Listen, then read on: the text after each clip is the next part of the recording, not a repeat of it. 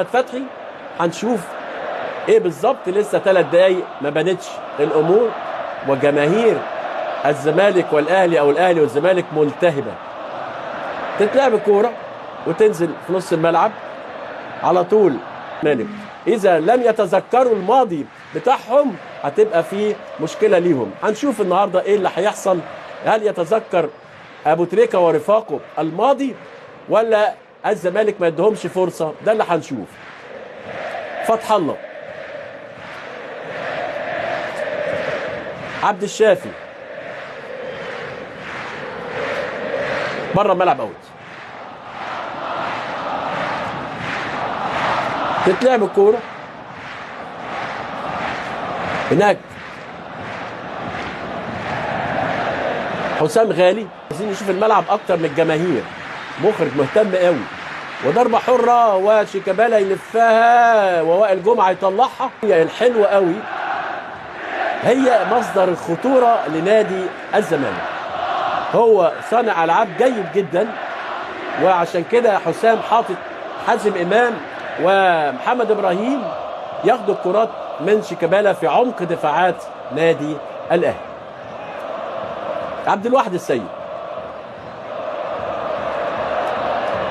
ناحيه الشمال هناك، يعليها وائل جمعه.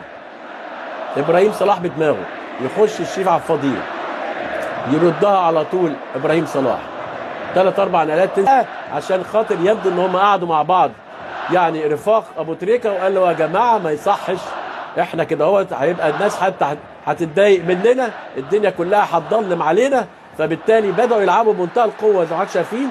ودي بقى اللعب ده ما كانش الزمالك متوقعه. صوره مليانه ملغمه شخصيات عامه، والاستاد حتى الان جميل، والاداء جميل، وفي شغل مدربين.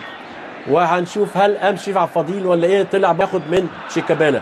اما شيكابالا فلوغاريتمي 34 دقيقه ما شفناش شيكابالا اللي هو مجنن الجماهير وايه وعامل خطوره على كل دفاعات الخصم بغل 14 اسبوع.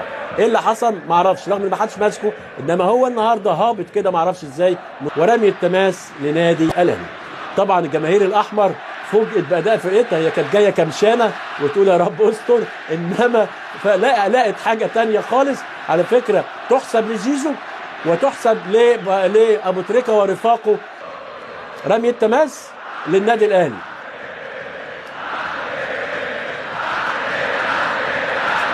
رمي التماس للنادي الاهلي على طول. وائل جمعه، انا شايف النادي الاهلي بيبطئ رتمه، هو اللي هيندم على تبطيء الريتم النادي الاهلي.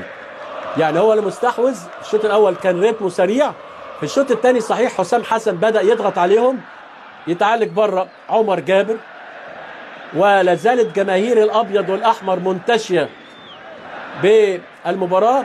الاحمر منتشي بالمفاجاه بتاعه الاداء. حتى الكونغو اخيرا جت واصبح 7 فرق على مجموعتين، مصر وتنزانيا وكينيا وبروندي مجموعه اولى، مجموعه ثانيه السودان وكونغو واوغندا. اول وثاني كل مجموعه، الاول هيلعب مع الثاني المجموعه الثانيه والعكس صحيح.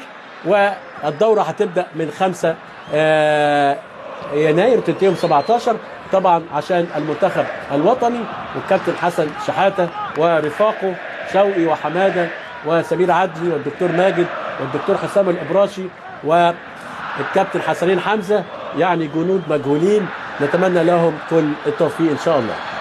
تتلعب الكره اماميه، وحذاري للنادي الاهلي من شيكابالا، ويشوط شيكابالا وضربه مرمى.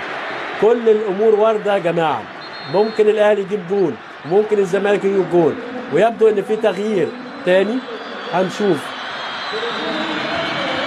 هنشوف عبد شيكابالا قال لك بقى انا هلعب لوحدي، اتخطفت منه والاهلي مش ممكنه، وتروح الكره لسيد معوض يقطعها شفعه عبد الشافي. الراجل ده بيشوط كويس، انما واحد يقول لي ما تسكت، قاعد يقول شوط كويس، ما تسيبه في حاله، هسيبه في حاله. انما اهو التغيير الثالث، احمد توفيق اللي هو اخو احمد عبد العزيز بتاع انبي، هيستعد بيه ينزله حسام حسن مجازفه، هينزله على حساب حسام عرفات قلت وارتاح النادي الاهلي. ادي اهو احمد توفيق هيطلع على حساب عمر، اكيد على حساب عمر جابر. هنشوف على حساب مين؟ على حساب شيكابالا، على حساب شيكابالا، على حساب شيكابالا نزل احمد توفيق. احمد توفيق يعني مفاجاه من العيار الكبير جدا جدا بيسطرها حسام حسن، وبخروج شيكابالا وفجعه وصدمه. بص البصه دي وصدمه، وهو الراجل بيقول لهم انا زمالك وانا اطلع ما اطلعش انا بحب الزمالك، وطلع ونزل احمد توفيق. واحد يقول لي طب ايه الحكمه؟ يعني بالظبط الحكمه حاجتين، ان حسام لقى ان شيكابالا مش ماشيه معاه، طيب هسيبه بقى طول المباراه، طب انتفضوا، فالنادي الاهلي تعب وارهق النادي الزمالك النهارده، ولكن بلا خطوره على مرمى عبد الواحد. الكابتن حسام حسن كان عامل تشكيل هيخبط فيه عامل السرعه